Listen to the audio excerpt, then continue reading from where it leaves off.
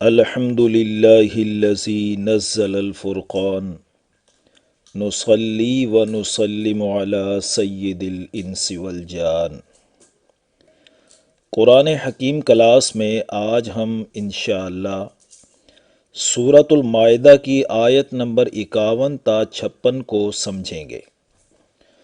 گزشتہ نشست میں ہم نے 7 آیات پر مشتمل سورۃ المائدہ کا رکوع نمبر 7 پڑھا تھا، جس میں تورات و انجیل اور قرآن پاک 3 آسمانی کتابوں کا تذکرہ ہوا، اور ہر کتاب کے دور میں اسی کتاب کے قوانین کے مطابق فیصلہ کرنے کا حکم دیا گیا، اور پھر اللہ تعالیٰ نے ایسے لوگوں کو کافر، ظالم اور فاسق قرار دیا جو اللہ کے نازل کردہ احکام کے مطابق فیصلے نہیں کرتے۔ نبی کریم صلی اللہ علیہ وسلم کو بھی حکم دیا گیا کہ وہ قرآن حکیم کے مطابق فیصلہ کریں اور غیر مسلموں اور منافقین کی خواہشات کی پیروی مت کریں، اور پھر دعوت فکر دی گئی کہ بھلا وہ کون ہے کہ جو اللہ سے بہتر فیصلہ کر سکتا ہے۔ اب جو آیات ہم پڑھنے جا رہے ہیں ان میں غیر مسلموں سے گہری دوستی کی ممانعت نازل کی جا رہی ہے۔ ان سے گہری دوستیاں مسلمانوں کی اجتماعیت کے لیے نہایت نقصان دہ ثابت ہوتی ہیں۔ جب کسی کے ساتھ گہری دوستی کے ہاتھ بڑھتے ہیں تو ملکی راز بھی فاش ہوتے ہیں، جس سے غیر مسلموں کو مسلمانوں کے خلاف منصوبہ بندی کرنی آسان ہو جاتی ہے۔ پھر ہم آیت نمبر 54 میں پڑھیں گے کہ اہل ایمان کی 6 صفات 3 جوڑوں کی شکل میں آئیں گی انشاءاللہ۔ جن میں وہ صفات پیدا ہو جائیں تو وہ غیر مسلموں سے گہری دوستی کا ہاتھ بڑھا ہی نہیں سکتے۔ پھر آیت نمبر 55 میں فرمایا جائے گا کہ تمہاری گہری وابستگیاں اللہ اور رسول صلی اللہ علیہ وسلم اور اہل ایمان سے ہونی چاہیے۔ پھر آیت نمبر 56 میں فرمائیں گے ایسے ہی لوگ حزب اللہ یعنی اللہ کی پارٹی شمار ہوں گے۔ جب ان شرائط اور معیارات کو قائم کرتے ہوئے پیش قدمی کریں گے تو اللہ اپنے رحمت و فضل سے نصرت و مدد نازل فرمائیں گے اور حزب اللہ غالب ہوگی۔ اس خلاصے کو ذہن میں رکھتے ہوئے اب دیکھیے آیات کی طرف۔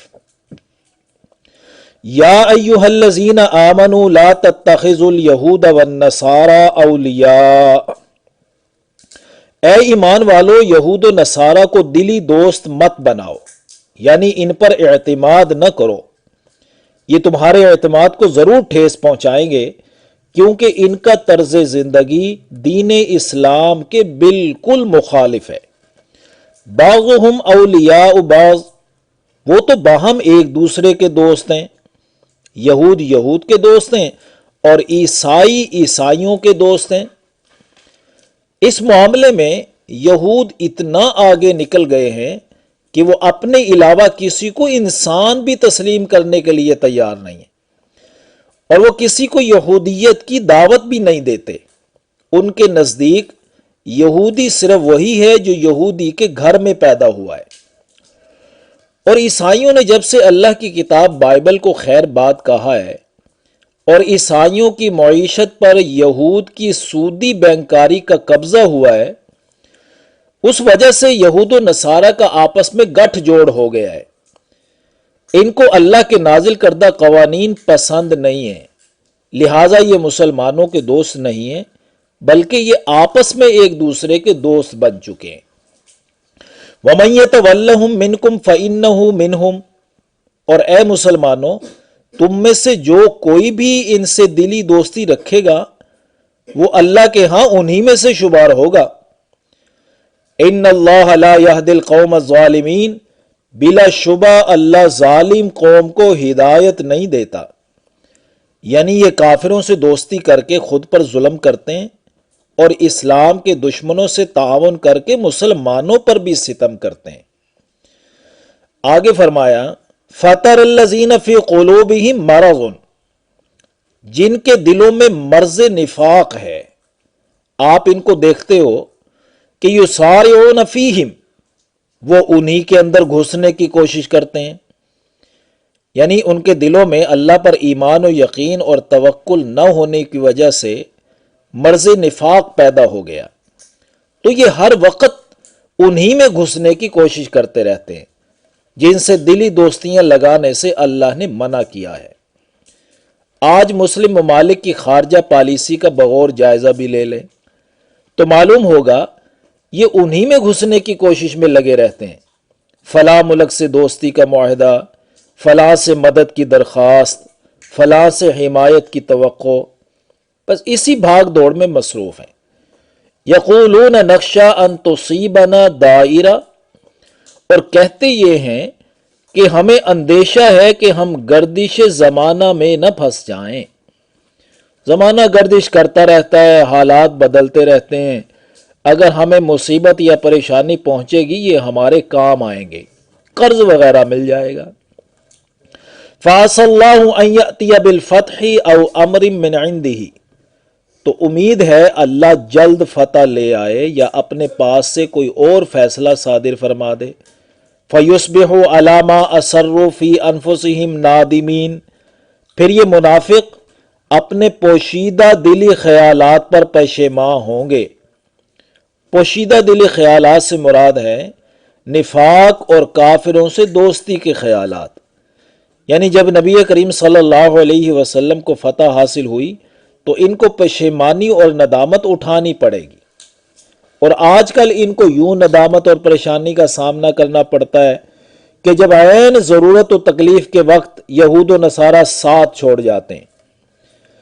وَيَقُولُ الَّذِينَ آمَنُوا أَهَٰؤُلَاءِ الَّذِينَ أَقْسَمُوا بِاللَّهِ جَهْدَ أَيْمَانِهِمْ إِنَّهُمْ لَمَعَكُمْ، اور اہل ایمان کہیں گے کیا یہی وہ لوگ ہیں جنہوں نے اللہ کی پختہ قسمیں کھا کر کہا تھا کہ وہ یقیناً تمہارے ساتھ ہیں، یعنی اہل اسلام کو یقین دلانے کی کوشش کرتے رہے کہ ہم تمہارے ساتھ ہیں۔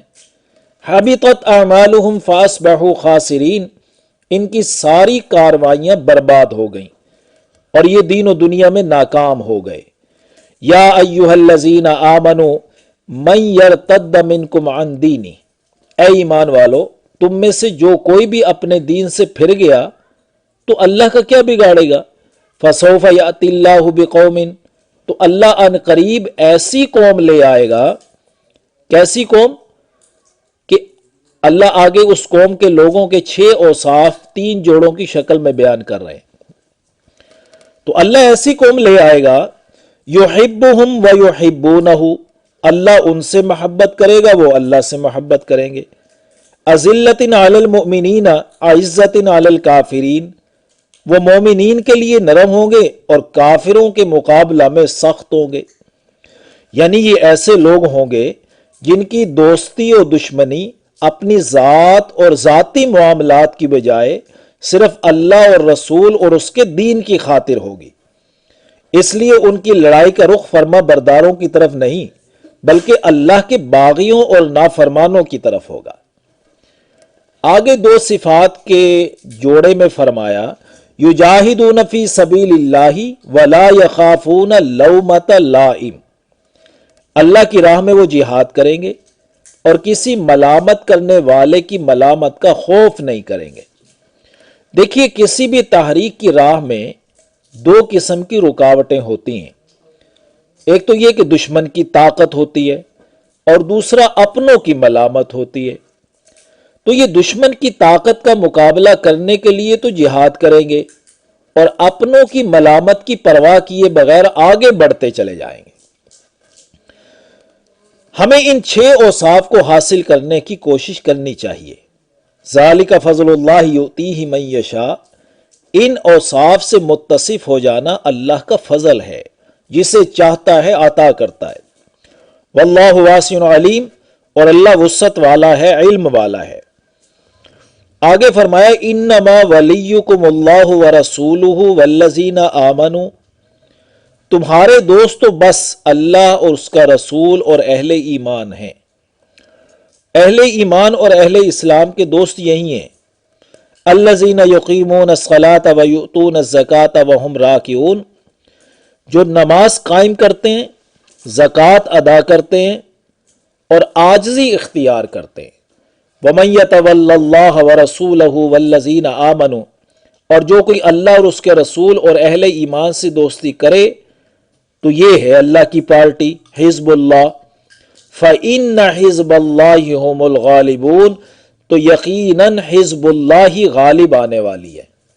تو اللہ تعالی ہمیں اپنے اندر یہ اوصاف پیدا کرنے کی اور اللہ کے وعدوں پر یقین کرنے کی توفیق نصیب فرمائے، آمین یا رب العالمین۔